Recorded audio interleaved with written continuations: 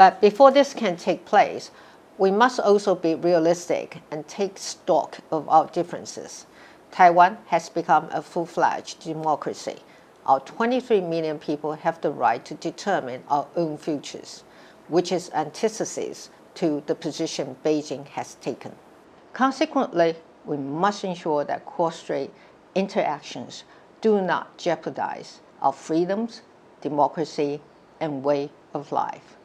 The people of Taiwan expect nothing less from their democratically elected government.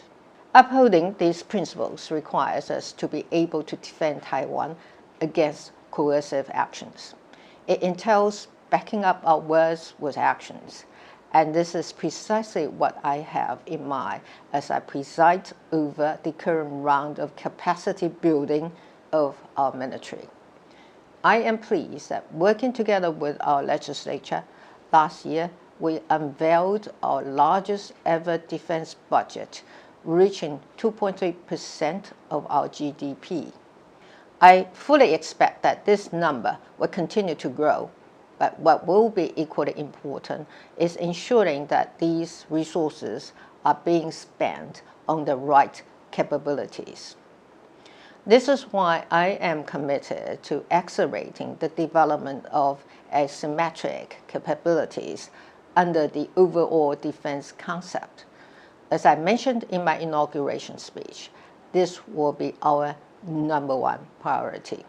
We'll also identify, develop, and expand capabilities that can more effectively utilize our geographical advantages.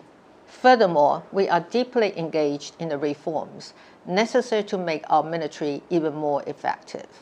As an example of this, during the annual Hanguang exercise in July, we introduced our new joint battalions, which have greater capacity to conduct independent operations.